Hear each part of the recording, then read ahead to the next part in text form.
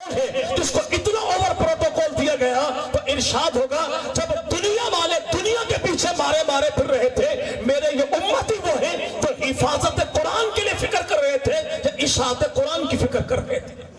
یعنی نسبت قرآن اتنی بڑی دولت ہے اور یہ اتنا بڑا اعزاز ہے کہ سارے دنیا دار پکار اٹھے کہ مولوی بازی لے گیا، اور قیامت کا دن جو آخری دن ہوگا اس میں یہ مولوی وہ بازی لے کے جائے گا جس بازی کے کمال کے بعد زوال کوئی نہیں ہوگا۔ تو یاد رکھیے گا، دنیا سے جو چلا گیا وہ چلا گیا، اس کا پیغام اپنا ہے، لیکن وہ افراد جن کی زندگی امت کی اصلاح کے لیے گزری، جن کی زندگی حفاظت قرآن اشاعت قرآن کے لیے گزری، وہ ہمارے محسن ہوں گے یا نہیں ہوں گے بھائی؟ جی بھائی، سیدنا علی جل مرتضیٰ ارشاد فرمائیں، جس شخص نے مجھے ایک لفظ پڑھا دیا وہ میرا آقا ہے، میں اس کا غلام ہوں، وہ چاہے تو مجھے غلام بنا کے منڈی میں بیچ دے۔ یہ کیوں فرمایا؟ اس لیے کہ میرے بھائی باپ جو ہے وہ اولاد کو عرشوں سے فرش پہ لانے کا سبب بنتا ہے، استاد وہ ہے جو طالب علم کو شاگرد کو فرشوں سے عرشوں پہ لے جاتا ہے، زمانے بھر کی بلندیاں جو اسے عطا کرتا ہے۔ ایسے ہی وہ افراد ہیں جو اپنی جان، اپنے مال، اپنے وقت کے ساتھ ایسے پروگراموں کا انعقاد کریں، ایسے اداروں کا انعقاد کریں، ایسے اداروں سے تعاون کریں جہاں پر آپ کی میری اولاد وہ دین محمدی سے وابستہ ہو جائے، تو دین کے ساتھ ہمارے تعلق کو جوڑنے والے ہو، وہ محسن ہوں گے یا دشمن ہوں گے؟ جی بھائی، جی بھائی، تو جب دنیا سے محسن رخصت ہو جائیں تو پھر پیچھے رہنے والوں کو کیا کرنا چاہیے؟ ایک بات تو ذہن میں رکھیے گا، ہمارے ہاں اصال ثواب کے نام پہ بڑے بڑی ڈرامے بازی ہوتی ہیں، لیکن یاد رکھیے گا اصال ثواب خالق کائنات کی بارگاہ میں وہی قابل قبول ہے جو اللہ نے بتایا، نبی کے یاروں نے کر کے دکھایا۔ اپنے پاس سے جو مرضی کر لے، طریقہ میرے بھائی جو نبی کے طریقے سے ہٹ کے ہے، کٹ کے ہے، وہ آپ کریں، میں کروں، میرا باپ کرے، وہ زمانے بھر میں مردود ہے۔ طریقہ محبوب وہی ہے جو اللہ کا بھی پسندیدہ، اللہ کے نبی کا بھی پسندیدہ ہے۔ ماں باپ کے مرنے کے بعد سب سے بڑا اصال ثواب 200-250 دیگیں پکانا، بھولو پہلوان کی طرح موٹے موٹے تگڑے مولوی بلانا، یہ نہیں ہے۔ سب سے بڑا اصال ثواب ماں باپ کے مرنے کے بعد یہ ہے کہ اولاد اپنے گناہوں سے توبہ کرے، اولاد اپنے گناہوں سے توبہ کرے۔ ہمارے ہاں سب سے بڑی دھوکے بازی ہوتی ہے، ڈاکٹر نے مریض کی نبض کو چیک کیا اور کہا کہ مریض کے آخری 3 دن ہیں، کسی وقت بھی مریض اللہ کو پیارا ہو جائے گا، لیکن ہم بہت بڑے محسن بن کے بابا جی کے کان میں پھونکتے ماشاءاللہ ماشاءاللہ، ڈاکٹر صاحبہ کے اگلے 50 سال تک تھوڑے بابے تو مرنا چانس ہی کوئی نہیں۔ یعنی جو تھوڑا بہت جھٹکا لگا تھا تو بابا جی نے گالی گلوچ چھوڑ دی تھی، اللہ اللہ شروع کر دی، توبہ استغفار شروع کر دیا۔ چاہیے تو یہ تھا ہم بابا جی کے کان میں کہہ دیتے کہ بابا جی موت کا وعدہ آپ پہنچو جو سب کے ساتھ ہے، ممکن ہے تجھ سے پہلے تیرا ڈاکٹر مر جائے، ممکن ہے تجھ سے پہلے تیرے اٹھانے بٹھانے والے مر جائیں، ممکن ہے تجھ سے پہلے ہمیں موت آ جائے، لیکن وقت جو موت کا آ گیا اپنے معاملات سیدھے کر لیجئے۔ اسی لیے کہا گیا بیماری کی موت جو ہے یہ اللہ کی جانب سے اپنے بندہ مومن کے لیے تحفہ والی موت ہے کہ بیماری بھیج کے اللہ اپنے بندے کو ہوشیار کر دیتا ہے۔ لینے دینے کا معاملہ ہو، توبہ استغفار کا معاملہ ہو، رشتہ داروں کے ساتھ معاملات ہو، سارے معاملات اپنے سیدھے کر لے، لیکن ہمارے ہاں دھوکے بازی، اگلا دھوکہ کیا ہوتا بھائی؟ جنازہ آتا کوئی نہیں، لیکن پہلی سب میں کھڑے ہو کے آواز لگا گئے کیا ہے بھائی کوئی اور تو نہیں آ رہا ہے؟ صفحہ سیدھیاں کر لو۔ یہاں پہ مقصود صفحہ سیدھی کرنا نہیں ہوتا، مقصود حاضری لگوانا ہوتا ہے کہ میت کے وارث دیکھ لے میں یہاں پر موجود ہوں، آئی ایم پریزیڈنٹ، میں یہاں پر موجود ہوں، حاضری لگوانا مقصود ہے۔ لیا کی دھرتی پہ مسلک بریلوی کا عالم دین ہے، بندے کا پتر مولوی اللہ جزائے خیر اسے عطا کرے۔ جنازہ تھا نماز ظہر کے بعد اس نے اعلان کر دیا، اس نے کہا دیکھیں جنازہ فرض کفایہ ہے، نماز ظہر فرض عین ہے۔ جنہوں نے اللہ کے فرض کے کو فرض نہیں سمجھا، فرض عین کو فرض نہیں سمجھا، اور یہاں پہ وہ آگے تو وہ منہ دکھانے کے لیے آئے ہیں، اللہ کی رضا کے لیے نہیں آئے۔ جنہوں نے نماز ظہر نہیں پڑھی وہ ذرا سائڈ پر، نتیجہ 50-50 ہو گیا۔ اس نے پھر اعلان کر دیا بھائی جو اللہ کے فرض کردہ پنجگانہ نماز کو فرض سمجھتا ہے، پڑھتا ہے، وہ تو کھڑا رہے، اور جو نہیں پڑھتا وہ ذرا سائیڈ پہ ہو جائے۔ نتیجہ پھر اس سے بھی مزید 50 پہ آ گیا کہ جس کو جنازہ آتا وہ تو کھڑا رہے، جس سے جنازہ نہیں آتا وہ ذرا سائیڈ مارے۔ اگر ہمارے ہاں ایسا اعلان ہو جائے تو یقین مانا یا تو میت ہوگی یا میت کے سرحانے میں مولوی غلام محمد کھڑا ہوگا۔ باقی سارے سائڈ پہ ہوں گے۔ یہ جو دھوکے بازی والا معاملہ ہے، پھر سب سے بڑا ظلم کیا ہے؟ رسومات کے نام پہ ہم لاکھوں روپے خرچ کر لیں گے لیکن ابا جی کے قرضے کے 200 روپے کسی کو نہیں دے دیں۔ اور یہ یاد رکھیں کہ قرضہ ایسا معاملہ ہے، شہید کے سارے گناہ معاف ہیں لیکن قرضہ معاف نہیں ہے، قرضہ معاف نہیں ہے۔ پھر اگلا ظلم یہ ہوتا ہے کہ باپ کے مرنے کے بعد اس کی بیٹیاں اپنے بھائی کے چہرے میں اپنے باپ کا چہرہ تکتی ہیں، اس کے ہاتھوں میں اپنے باپ کا ہاتھ تلاش کرتی ہے پیار کے لیے، لیکن ہمارے ہاں سب سے بڑا جملہ ہماری بہنوں بیٹیوں کو سننے کو یہ ملتا ہے، اگر تساں حصہ مانگیا تساں ساتھ تو گئی ہیں اسا ساتھ تو گئے، معاملہ ہی ختم کر دیا۔ بھائی یاد رکھیے گا، جن کا حق جن کا حصہ خدا نے دیا، محمد مصطفیٰ نے دیا، ان کا حق چھین کے تم ان کا کچھ نہیں بگاڑ رہے، اللہ اور اللہ کے نبی سے اعلان جنگ کر رہے ہو۔ یہ عورت روئے گی نہیں، بیٹی روئے گی نہیں، آنسو بہائے گی نہیں، محلے کو سنائے گی نہیں، لیکن یاد رکھیے گا اگر ایک آنسو بھی اس کے دل میں گر گیا تیری زندگی بھر کے سکون کو برباد کر دے گا۔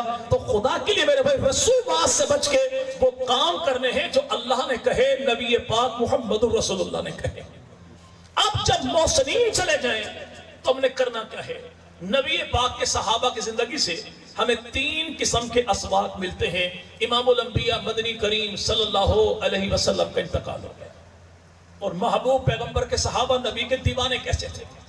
اللہ کے نبی کے صحابی رات کا وقت تھا، سونے لگے، دل میں یہ بات آئی اگر میں اسی حالت میں مر گیا نبی کا دیدار کیسے ہوگا؟ بستر کو چھوڑا، گھر کو چھوڑا، نیند کو چھوڑا، دوڑے آ کے نبی پاک کے دروازے کے سامنے بیٹھ گئے۔ صبح کے وقت میں اللہ کے نبی کی تشریف لائے مسجد میں، سامنے یار بیٹھا تھا، پوچھا خیریت ہے؟ عرض کی یا رسول اللہ، سونے لگا، دل میں بات آ گئی اسی حال میں مر گیا نبی کا دیدار کیسے ہوگا؟ فرمایا عجیب تو دیوانہ ہے، میں گھر میں تو باہر، تجھے کیسے نبی کا دیدار ملا؟ کہ یا رسول اللہ دیدار تو نہیں ہوا، دل کو تسلی یہ تھی میں اسی دروازے پر پڑا ہوں جہاں پر آمنہ کے لال رہتے ہیں۔ یہ نبی پاک کے صحابی عرض کی یا رسول اللہ ایک بات بتا، قیامت کے دن ہم آپ کو کہاں ڈھونڈیں گے؟ آپ کا دیدار کہاں پر ہوگا؟ امام الانبیاء مدنی کریم فرماتے میں حوض کوثر پر ہوں گا، میزان پر ہوں گا، میں پل صراط پر ہوں گا، اپنے امتیوں کو اللہ کے حضور لے کے اپنے اللہ سے اس کی بخشش کر پاؤں گا۔ وہ محبوب پیغمبر مدنی کریم صلی اللہ نبی پاک کے صحابی ہیں، دیہات میں کھیتوں میں کام کر رہے تھے، کسی نے کہا سنتے ہو اللہ کے نبی دنیا سے پردہ فرما گئے۔ فوراً جو آسمان کی جانب دیکھا، ایک جملہ کا مولا جب جانے کائنات پیغمبر کوئی نہیں تو میں نے رہ کر کیا کرنا ہے؟ جب اللہ کے نبی کائنات سے پردہ فرما گئے، جب آنکھیں دیدار مصطفیٰ نہیں کر سکتی تو آنکھوں کا کرنا کیا ہے؟ جب کانوں میں نبی پاک کے ہونٹوں سے نکلنے والے بول نہیں آئیں گے تو میں نے کانوں کا کرنا کیا ہے؟ جب اللہ کے نبی دنیا سے پردہ کر گئے تو میں نے رہ کے کرنا کہ مولا جب نبی نہیں تو مجھے بھی زندگی نہیں چاہیے۔ پھر ہوا کیا؟ وہیں پہ گرا، جان دے دی۔ نبی کے صحابی تو نبی کے صحابی ہیں، ایک سواری ہے سیدنا ابو بکر صدیق نے جو اللہ کے نبی کو دی تھی، اور یہ سواری کون سی بھائی؟ جس پہ اللہ کے نبی نے سواری کی، اور ہجرت کی رات 2 اونٹنیاں ایسی تھیں جو ابو بکر صدیق نے محبوب پیغمبر کی بارگاہ میں پیش کی۔ ایک سواری پہ رسول خدا نے ہجرت فرمائی، سواری کی، اور علماء امت لکھت 2 مہینے تک یہ اونٹنی اپنے پاؤں زمین پر رگڑتی تھی نبی پاک کی وفات اقدس کے بعد، اور یہ یوں چیختی چلاتی تھی جسے انتہائی تکلیف میں ہو، ایک لقمہ خوراک نہیں کھایا، ایک گھونٹ پانی نہیں پیا، بلکہ جان دے دی محبوب پیغمبر کی جدائی میں۔ اور ایک سیرت کی تفسیر کی کتاب میں لکھا ہے قیامت کے دن سیدہ طیبہ طاہرہ عابدہ زاہدہ ساجدہ، قرآن کی ممدوح، خدا کا انتخاب، نبی کی بیٹی، علی کی زوجہ، حسنین کی اماں، خاتون جنت، امت کی شہزادی، اور وہ کون؟ شرم و حیا کی پیکر اماں فاطمہ الزہرا، جس سواری پر آئیں گی۔ ابو بکر صدیق نے 2 اونٹنیاں دی، ایک پہ سواری کی محمد الرسول اللہ نے، دوسری پہ سواری قیامت کے دن کرے گی کون؟ سیدہ فاطمہ الزہرا۔ چہرے دیکھنے والے ہوں گے منکرین صدیق کے۔ جب سواری ابو بکر کی ہوگی سوار پیغمبر کی بیٹی ہوگی، جب سواری ابو بکر صدیق کی ہوگی، اور آنے والی کون؟ حسنین کی اماں، خاتون جنت، علی کی زوجہ، علی کے گھر کی آبرو سیدہ فاطمہ الزہرا۔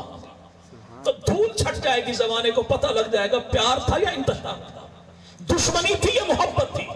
اب سیدنا ابو بکر صدیق جانور بھی نبی کی محبت میں جان دے، لیکن کسی قسم کا کھانا پینا برداشت نہ کرے. اما عائشہ صدیقہ فرماتی ہیں. اور کون ماں عائشہ صدیقہ؟ نام جن کا عائشہ ہے لیکن اللہ کے نبی کبھی نام لیتے عائش. عائش کے معنی کیا ہے؟ اللہ تیری زندگی دراز کر دے. کیسا پیارا نام تھا عائشہ کہ اللہ کے نبی نے جس نام کو بھی دعا بنا دیا تھا. اور یہ نام ہے عائشہ. کون ہے؟ آج ہمارے دائیں بائیں آگے پیچھے رہنے والے کچھ ہمارے پڑوسی طبقہ. سمجھتے ہیں پڑوسی بھائی؟ جی بھائی سمجھتے ہیں نا بھائی؟ جی. اب وہ پڑوسی طبقہ کہتا جی ہم تو 12 والے ہیں. ہم کہتے ہیں بھائی تو 12 والا ہے، ہم سارے والا ہیں الحمدللہ. تو 3 کو مانے، 5 کو مانے، 14 کو مانے، 12 کو مانے، 72 کو مانے. اہل سنت وہ ہے جو نبی کے در پہ آنے والے ہر ایک کو مانے. کیوں؟ اس لیے کہ ہمیں تو ہمارے بابا جی علامہ عبدالستار توسوی نے داخلہ پالیسی، خارجہ پالیسی دے دی تھی. ہر نیک کو مانو، ہر نیکی کو مانو. ہم ہر نیک کے غلام، ہر نیکی کے بھی ماننے والے ہیں. امام الانبیاء مدنی کریم صلی اللہ علیہ وسلم کی آل کے نام پہ آج امت کو گمراہ کرنے والے بعض لوگ یہ کہتے ہیں جی ہم تو 12 اماموں کے ماننے والے ہیں. پوچھو بھائی 12 امام کون ہیں؟ کہتے پہلے امام کو جناب علی کہتے ہیں، دوسرے کو جناب حسن کہتے ہیں، تیسرے کو جناب حسین کہتے ہیں، چوتھے کو زین العابدین کہتے ہیں، پانچویں کو امام باقر کہتے ہیں، چھٹے کو امام جعفر صادق کہتے ہیں. اس سے پوچھو خدا کے لیے اتنا کر دے، غازی عباس کے علم پہ ہاتھ رکھ کے زمانے کو بتا دے کہ چھٹا امام جعفر صادق ہے، ساتواں موسیٰ کاظم ہے، 8ویں علی رضا ہے، 9ویں امام تقی ہے. اپنی کتابوں میں دیکھ کے بتا دے چھٹا امام جعفر صادق. امام جعفر کی بیٹی کا نام کیا تھا؟ 7ویں امام کی بیٹی کا نام کیا تھا؟ 8ویں امام کی بیٹی کا نام کیا تھا؟ 9ویں امام کی بیٹی کا نام کیا تھا؟ 9ویں امام کی پوتی کا نام کیا تھا؟ میں اپنی کتابیں چھیڑوں گا نہیں، تیری کتابیں چھوڑوں گا نہیں. تیری ساری کتابوں میں لکھا یہ ہے کہ چھٹا امام امام جعفر صادق ہے تو بیٹی کا نام عائشہ، 7واں امام تو بیٹی کا نام عائشہ.